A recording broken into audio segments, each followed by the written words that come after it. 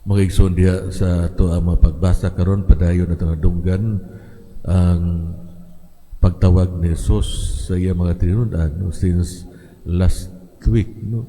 So siguro anindot siya pamalandungan diha sa takatagsa nato ka kaugalingon ug kumustahon nato kung asa na basabtang dapita.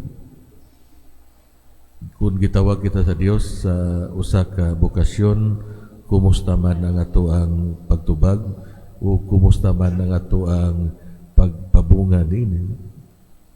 One time diya sa usa ka parokya nga ako ang gilagaran, nag-organize mi og Paris Formation Team. Si Pangita. So kana lang kanang voluntaryo nga mutahan silang kaugalingon, di ta mamugos kay lisod masab na siya. No? Nakaibaw siya sa iyahang pagasudlan nga mo kaon gayon og panahon tungod kay mo bisita man sa kay laing katilingban. So sige pangulitaw no? Kung kinsa gayong gusto nga mutahan. No? Then usually mga retired teachers no? Ug dunay mga high school graduate pero anaan sa dugay nga panahon nga alaga sa simbahan. No? Along the way, dihay may bisita na ako sa parokya. No? Mingon siya, Father, no? Tinuod na nga doon na i-organize nga Paris Formation Team. Oo, mo na. Sige, pasabot. Siabin mo, Father, gikan ko sa ani nga diocese, tapos apil ko sa Paris Formation Team. No? Sa Biblical Apostolate. Sa gusto, tanak ko, Father, nga mga lagad ko sa parokya. No? Pwede ba? Kung pwede kayo, grasya ka sa Ginoo karon no? So mo to na-appeal sa orientation o namimbro siya diha sa Paris Formation Team.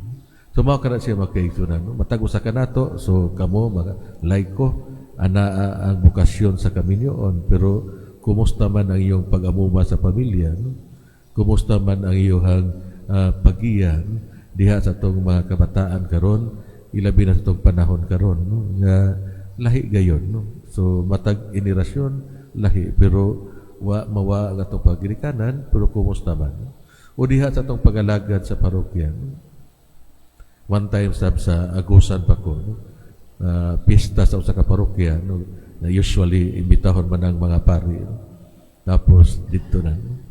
Na-amaze ko sa panahon sa operatory kay nga naman ang tanang kolektor puro lalaki. Moto na ngutana ko how come nga ingon ana, so nag-organize sila no o gitawag lag San Pedro Kalungsod Collectors Guild. So daghan nga mga pamaagi ug depende sa ato ang commitment ug pagtahan sa ato kaugalingon diha sa pagpangalagan. Kada bitang mga lagad ta nga gusto ta mo tampo tuod kay mao kini atong pasalamat sa Ginoo no? Di kay magpabukat sabta diha sa parokya, di nangalagad kita o diha sa atong mga kaubanan.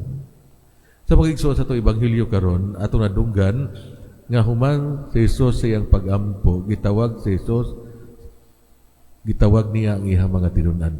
Walay qualification si Jesus sa iyang pagpili kanila, walay standard, walay requirement. Ang mga apostoles gikan sa ordinaryo nga antas sa katilingban, dili sila mga influential nga mga tao o dili sab sila importante nga mga tao. Pero sila gitawag ni Jesus. So mao na siya no. Tumiaging Sunday mingon ko atong pagkatinawag tungod kay gidawat nato na ang sakramento sa bunyag, we have the responsibility. Ug unsang maong responsibilidad ang pagsangyaw sa ebanghelyo ug ang atong padayon nga pagpaningkamot sa pagpuyo sa balaan nga kinabuhi. Mga igsoon, gusto usab ni Jesus ang ato ang commitment sa iya. Gipangandoy niya ang ato ang dedikasyon ngadto sa iyang kabubuton ug ngadto sa iyang misyon. Nanginahanglan si Jesus ug mga tao nga anda mo trabaho kaniya para kaniya ug para usab sa iyang katawhan. Si Jesus kanunay mirisgo kanato. Si Jesus padayon nga nagalaom para sa atong kayuhan, ang ato ang pagkahagbong dili importante kaniya. Ang atong mga sala o mga kahuyangan do not matter to Jesus.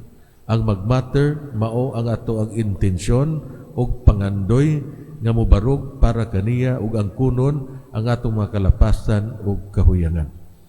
Ug sa ingon ayaw pagpakawala sa paglaom ug ayaw kahadlok. Si Jesus sa kanunay padayon nga nagasalig kanato nga motrabaho para kaniya ug para sa iyang katawhan. Mangutana kita karon sa atong kaugalingon. Unsa may mga babag sa atong kinabuhi nga dili kita makatahan sa atong kaugalingon para ni Jesus ug para sa atong pag-alagad sa Ginoo. Gitugutan ba nato ang Ginoo nga gamiton ang atong mga talento ug panahon para sa iyang katuyuan? May nagpalihog pa sa katalingbanong pag-ambot.